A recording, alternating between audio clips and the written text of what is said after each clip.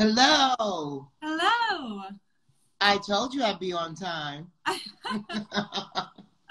On the dot. On the dot, told you.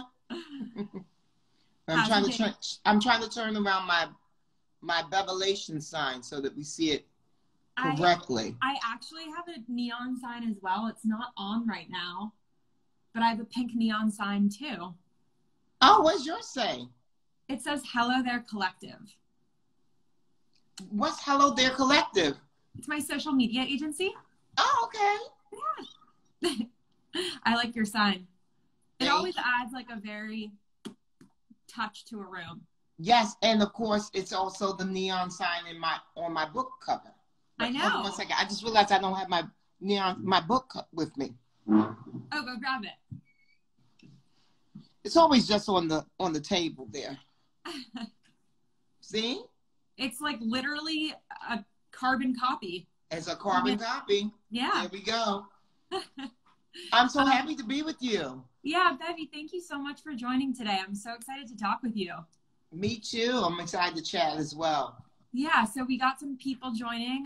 So everyone that's just hopping on, I'm Jessie, if you don't know me. And I started the Women Who Do series with Klein to really celebrate my grandmother's legacy. She was a trailblazer, a leader, such a strong woman, and today her message is more impactful than ever. So we are meeting with incredible, awesome women like yourself to share their story and learn what women who do. Yeah. Yeah. So Bevy, I have a lot of questions for you today. So let's jump in. I found it like so fascinating. Just you have rose the ranks from fashion executive to TV, radio personality. You have your own book. Like, what did that journey look like? Tell us about point A to point B. Yeah, right. The journey was so good and fulfilling on so many different levels. I think the best part to me about what I have been able to accomplish in my life throughout my various careers is that it really is a masterclass in believing in oneself and not putting limitations on yourself. When I look at the fact that when I was an 18-year-old girl and I became a receptionist at a fashion advertising agency, I had no idea that I would have a huge career in fashion. I just knew I liked being in that environment, and I really was attracted to fashion. But honestly, I didn't even know that fashion was something that I could actually be a part of because, well, one, there's racial limitations. As you know, of course, we're now on this day of reckoning, on a year of reckoning and dealing with the problem with a lack of diversity in the fashion business, right? Yeah. And so when I'm coming up in the 1980s, you don't see a lot of people that are working in fashion that are Black. And so it's not very apparent or very obvious. But the same thing goes for being in advertising. You don't see a lot of Black people in advertising. So I don't necessarily know that these things are options for me.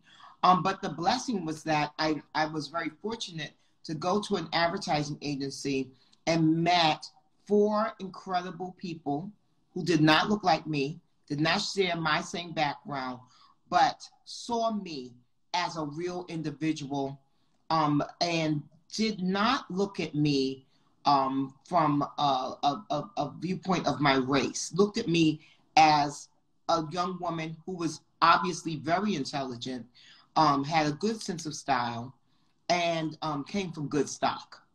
And they gave me opportunities. And I excelled at every opportunity that I was given. And that's been a part of the journey. And then once I got out of that situation where they had given me these, like, the really great foundational tools, I was able to go on to Vibe magazine and break barriers where I was able to break Dior and Gucci and Prada and all these luxury brands advertising in what is primarily a Black and Latinx magazine. And that was something that had never been done. And I have to say, still is very lacking to this day. You know, I just got the newest issue of Essence magazine, which I'm actually in. Oh yeah. And but it was so great to see the back cover ad was a Gucci ad. And that's, I gotta say, probably the first time that a luxury advertiser has been in a Black magazine, probably since 2005 when I left the business. Wow. Because there were so many things going on. But belief in oneself is the reason why I knew I could break that business. Then that leads me back to Rolling Stone magazine. When I go to Rolling Stone magazine, I'm the only woman in the sales team, and I'm the only Black person that's not a mailroom person or a security guard. Wow. In 2005, which is insane, right? Insane. Insane. But there again, I go into these spaces knowing my value, not looking for validation, and understanding that I have something to offer them. I'm not looking at it from a point of view of like, oh, they're doing me a favor. I'm lucky to be here. Oh, I'm so grateful. More of a thing of, I understand why they hired me. I'm really good at this job. And then that leads me to knowing that although I'm really good as a fashion advertising executive, I think I'll be really good at this new thing I want to try on for size, which brings us to me being being a TV and radio personality. So how did you make that pivot? What was like the first opportunity and how did that kind of come about? Well, the pivot came about, again, believing that I could do it, right? And then actually, this is the tough part. I didn't hedge my bets. I did not have a plan B. I really literally quit my very good paying job at Rolling Stone magazine and decided that I was going to put my energy into becoming a writer and into doing TV. And I have to say, as soon as I decided to do that, doors started opening for me. And that was incredible. I had so many great opportunities, and the initial ones did not pay or they didn't pay very well. And so in my book, there's a chapter called Broke but Blissful. And I talk about the fact that I was doing everything I set out to do, but I was not making a lot of money at it. But what I realized is that, oh, wow, they're giving you an opportunity to do this work. You're unproven, but look at you, you're doing it. So I knew in my spirit that build it and they will come. And I also knew that if you do what you love and you do it well, the money will come. And that's exactly what happened. Now, it took years though. That's the part that I love to talk about as well. Because I think, like, you know, what you just asked me, you said A to B, right? And it's like, I think so many times people skip out that middle part, the hardship part. You get an A to D and then you go back to A and then a little bit of Z, but then you're already at A again. Right, exactly. Yeah. But like, it took 7 years between Rolling Stone and Bravo's Fashion Queens. 7 years. That is a very long time to be pursuing your dreams and be doing it with very little money. That is tough, especially after you've made good money. Was there ever a moment when you were like, I don't know, maybe I should do something else? Or were you like, no, I'm like 100% sure this is it. It's coming? The reason why I had such confidence that I should stay the course is because I was, again, doing the things that I set out to do. So it wasn't like, oh, I'm trying to be on TV, but I'm not on TV. I was on BET and VH1 and E, doing all those talking head shows. I was writing for Essence and Glamour and Paper Magazine. As a matter of fact, I did Rihanna's first ever cover story for Paper Magazine. Wow. You know, and so I'm doing, but you know how much that paid? Paid $500. But what a great opportunity, right? But you know, so I looked at it, I'm a glass half full person. I'm very optimistic. So I looked at it like, wow, look at you, you're doing it. I just wasn't getting no money. But, you know, that's the reason why I had the spirit and the energy and the tenacity to stay the course. So I never thought about really kind of throwing in the towel until year 6. And I called up a dear friend of mine named Ali Muhammad, and I said, Ali, I think I want you to follow me for this next year. I was going to do like a docuseries called Last Chance for Bevy. And I wanted him to follow me for that year because 7 is the number of completion in the Bible. And I said, if it doesn't crack by year 7, I may have to think about going back and getting a job. And I didn't do the docuseries, and I'm bummed that I didn't, because guess what? Year 7, it all opened up for me. I got Bravo's Fashion Queens, and my life changed forever. That solidified me as a TV personality, as a TV host. And I've never looked back since. So I wish I had chronicled that, because I think that that would have been such a valuable lesson for people, and about not giving up. And you just don't know when the tide is going to turn for you. So if you really believe in it, in what it is that you're doing, then you have to keep at it. You know, when we look at famous actors that we all love, very few people are overnight sensations. Most people have put in decades. And you think about, even when you're looking at business people that you admire, when you think about even your grandmother, you know, how long was Anne Klein being a designer, toiling away before she became Anne Klein the entity? A while. Right. Yeah. Yeah. Yeah. So, No. Is there any tips that you have to stay positive? You know, on those kind of like, not every day obviously can be perfect. For the days that kind of suck, yeah. How do you pull yourself out of it? How do you keep reminding yourself, as you said, the glass is half full? Well, I believe that you have to curate your core group of friends. I call them my co-conspirators. And so when I left my corporate lifestyle, I had to leave behind some of those friends, because so many people that I knew from when I was a successful advertising executive, when I would talk to them about the struggles I was going through as I was on my journey to become a media personality, they would say things like, well, why don't you just go get a job? But that's not what I needed to hear. I needed someone to say to me, who was also a creative, who was also on a journey of living their best life, or who was also on a journey of daring to dream. I needed someone like that to give me that kind of reinforcement of saying, don't worry, keep at it, you can do it. So I say that you certainly have to surround yourself with like-minded people. I don't know of anyone who leads a very creative and free life that is surrounded by suits. And there's nothing against suits. But oftentimes when people have those kind of rigid ideas about what success looks like, they can't fathom that you could be successful without making a boatload of money, or without having all the accolades.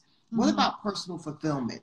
And so I definitely think having a strong core group of people that you can lean on is really good for making sure that you have a healthy mindset. Something else that I think is very important is what you consume as far as media.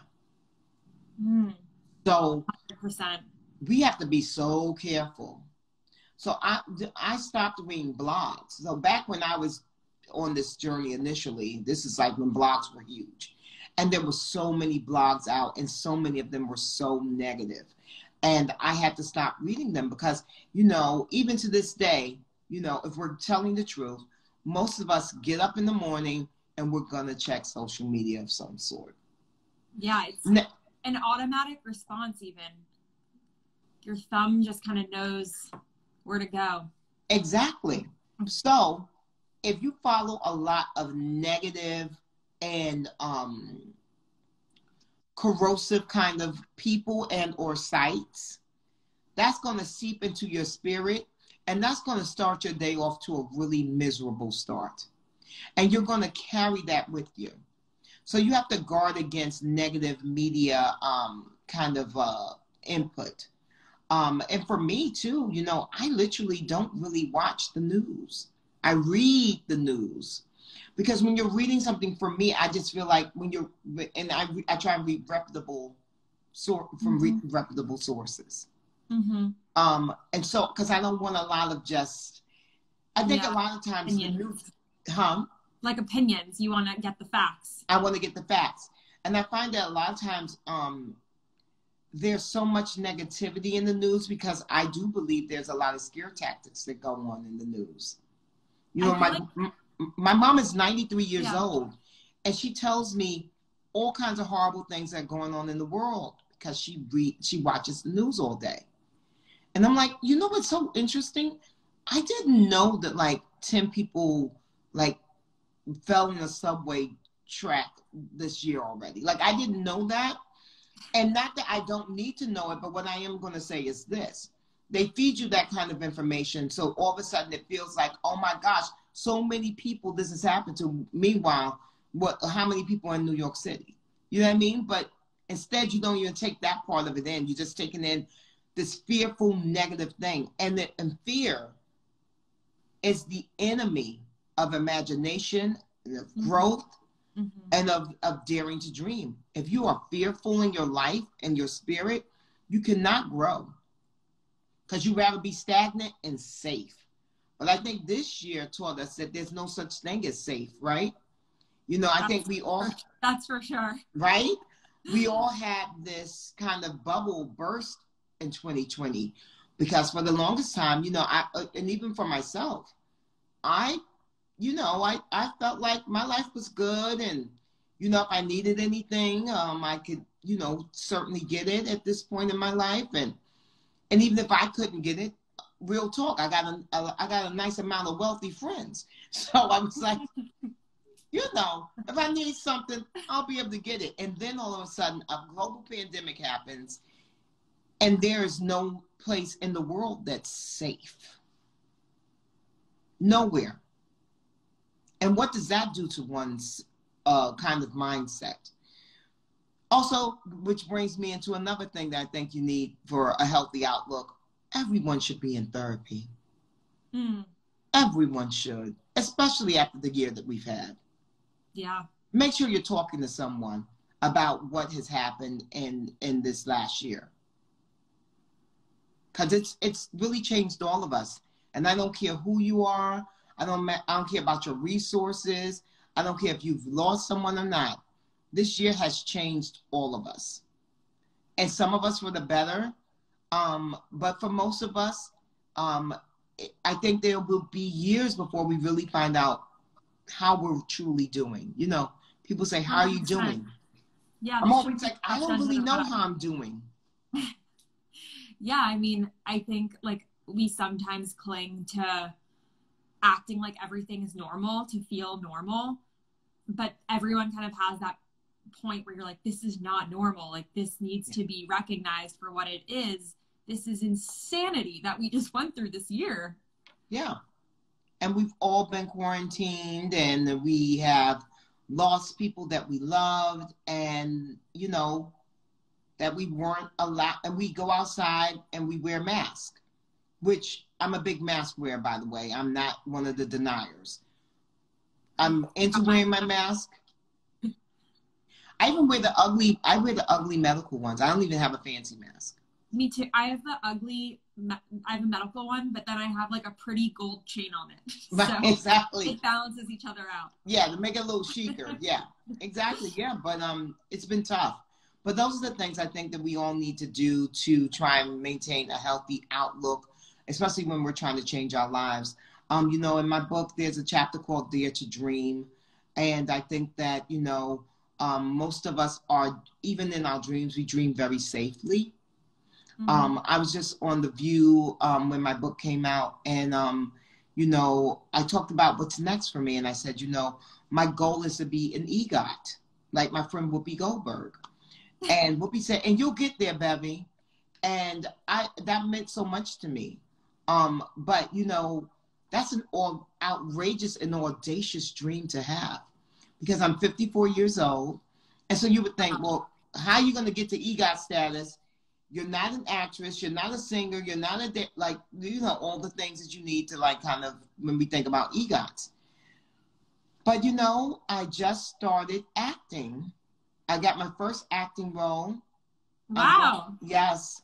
And I'm super excited about it. And I want the world to see me doing this because I'm 54 years old. Good for you. Can you tell us a little bit more? All I can tell you is that it's on a TV show. It's a new show. The character is outspoken, very determined, very bossy. So very Bevy-esque. So you barely have to act. Oh, no, you have to act. That's the great thing about it too, is because you have to act against people. So it's not like, you know, even, you know, it's so interesting because certainly they wrote the role with me in mind. But when you have to act against people, you have to be in the moment. You have to be present there, because you can't just be waiting for your lines to be said, you know, for you to deliver your lines. It's much in the same way. Have you ever noticed there are some people that when you're in conversation with them, you can tell they're not listening. They're just waiting for their turn to talk. Through you. Yeah. So if you're that kind of person, if you show up to act and all you're doing is waiting to deliver your lines, you're not going to be very good. Yeah. And I have to say, I must have been good because they keep inviting me back. I was only supposed to be in one scene. And that's awesome. Yeah, so I'm going back next week to do my 3rd scene. So yeah. I'm excited. Before I ask Bevy next question, I just wanted to remind you guys, any questions you have for her, please drop them in the question box. We'll get to questions very shortly.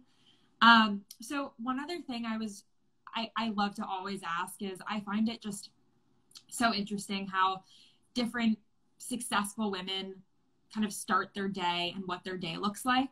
I find also there's a lot of similarities to how, you know, successful people carry their day and what's meaningful to them in their routine. So I would love to hear more about your routine.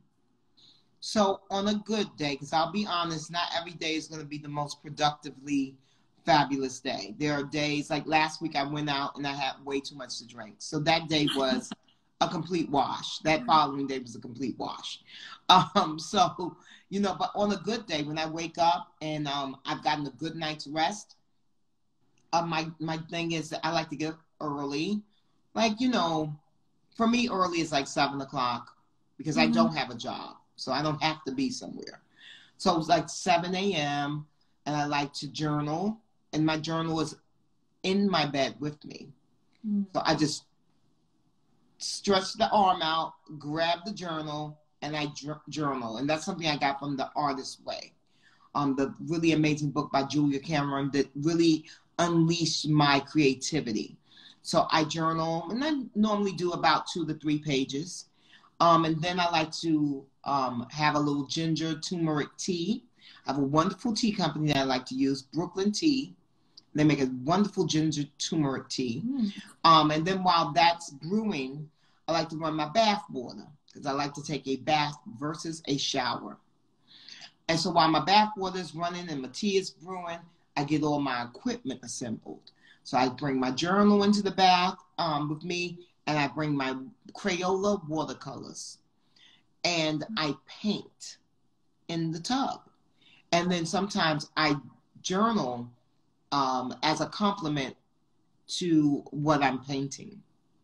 That sounds so relaxing. It's so relaxing. It's so great. And it's a great way to just kind of like release the creativity into the day, like to get it started. Once I'm out the tub, I do like a decadent moisturizer. And I use a couple of really great ones. There's a wonderful one, Miss Rita's Body Butter, which is so great. And it's actually a brand that I used when I went to Met Gala in 2019. Everything I wore at the Met Gala of 2019 was all Black owned from head to toe, including my lotion and my fragrance. So I slaver on the Miss Rita's Body Butter, slaver it on. And then I usually just put on a beautiful robe I don't even get dressed. Well, a gorgeous robe.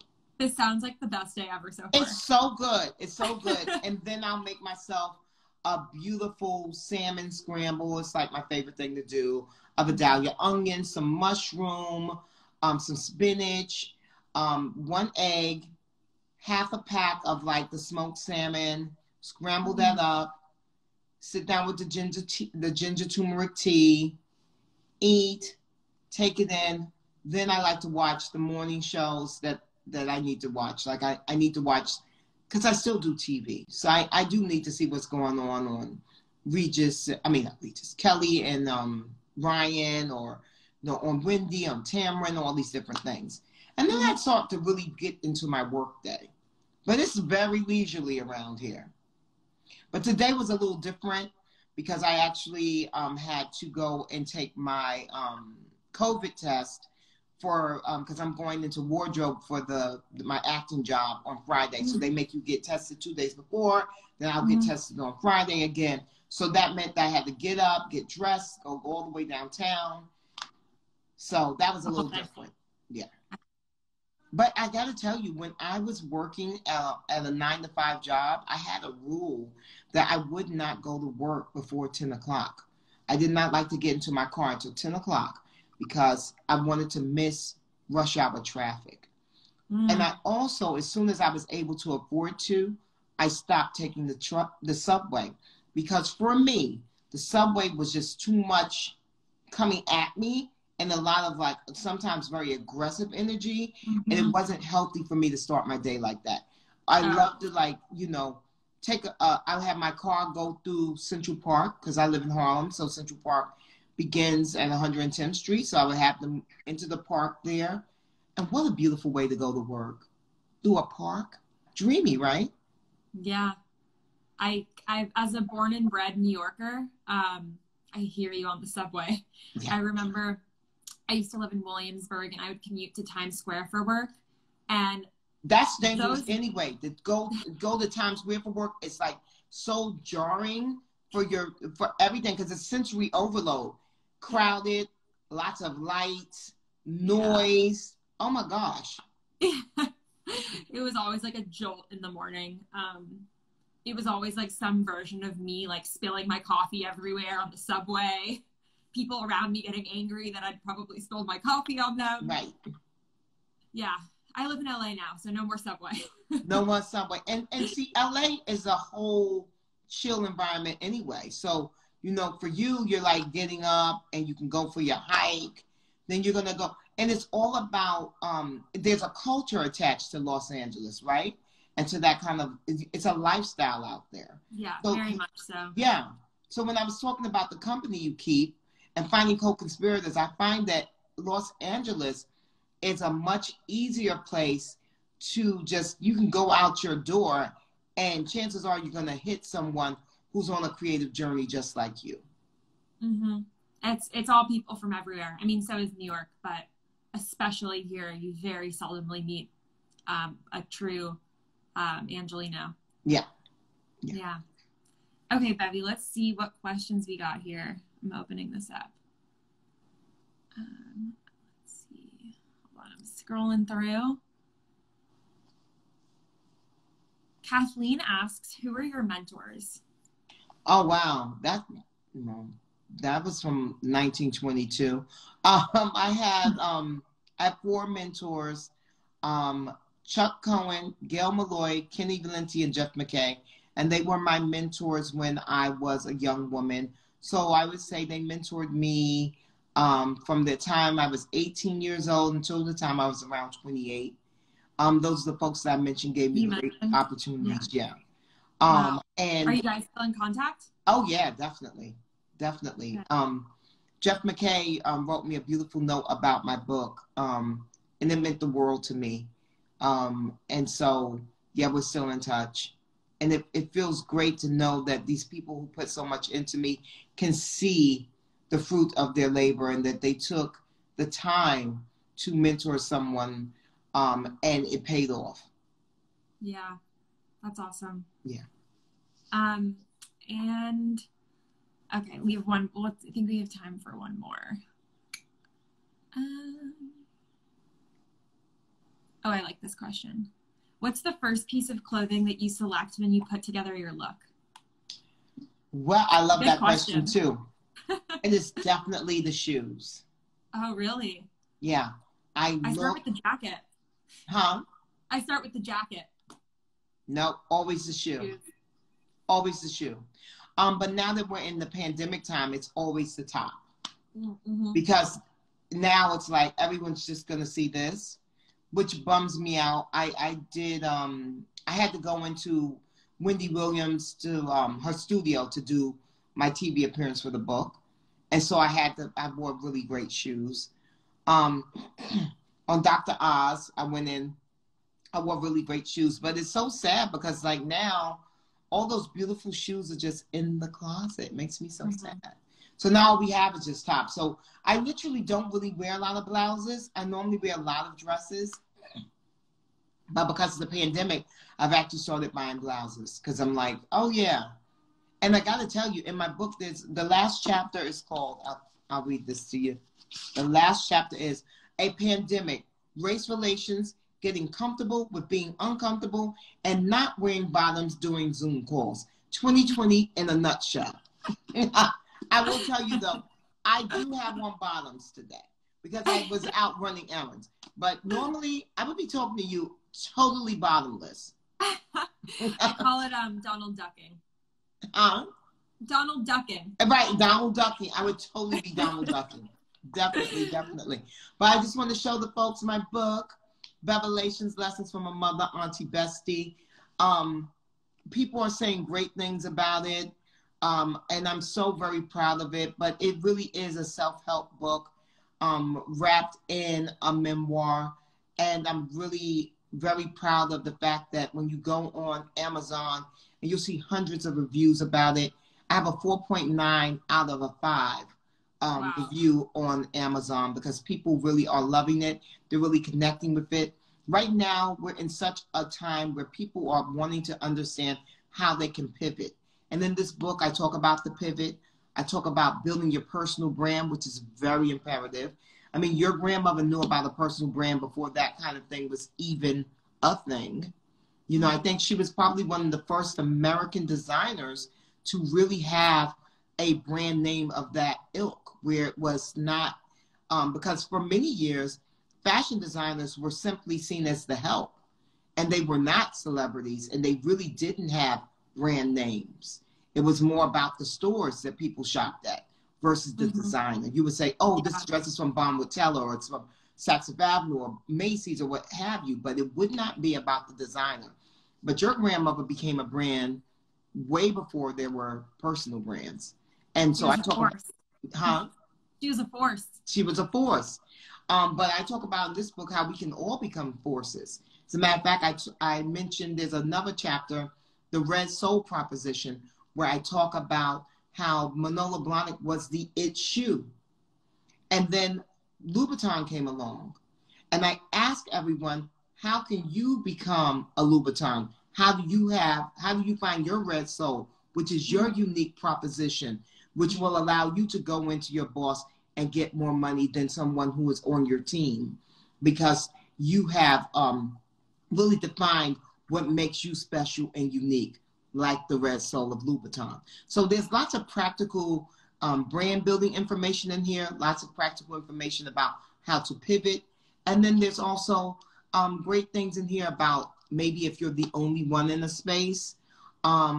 There's just a lot of good stuff in here. So I hope that people will check it out and buy it. It's everywhere where books are sold. And if you buy the audiobook, I actually narrate it. Oh, I love that. I'm a big Audible girl. Yeah. Well, we'll make sure for anyone, Bevy, today that might have missed the live but tunes in after, that they have a link to Amazon and know where to purchase. Thank you. Yeah, thank you. Thank you so much for being here today. It was really amazing speaking with you, and your story is absolutely incredible. I have a lot of questions for behind the scenes, but thank you so much for sharing with us today. And I know your story definitely resonated with everyone watching, especially me. Thank you so much for having me, and I really appreciate it. And like I said, you know, really, really awesome chatting with you. And you come from such a great legacy, and so it's lovely to see you carrying on your grandmother's legacy. I think that's something that's so important. And you know, I hope that everyone will understand that, you know, and Anne Klein, yes, a very special woman, but we all have something special in us. And I would hazard a guess that your grandmother was able to become so successful because she did believe in herself, and she understood the value of hard work, but also understood that even if people try to put obstacles in front of you, you simply can go around them. So dare to dream. Oh, and my favorite Bevelation of all time, it gets greater later. So no matter the age, remember I'm 54 years old pursuing the acting career. So no matter the age, it gets greater later. Keep pursuing your dreams. There's just more to come. That's right. The best is yet to come. That's a great note to leave this on. Guys, thank you again for tuning in. For more information about future Women Who Do episodes, make sure to tune in at Anne Klein Official on Instagram and Anne Klein on Facebook. Thank you, everyone, for watching today. Thanks. Bye.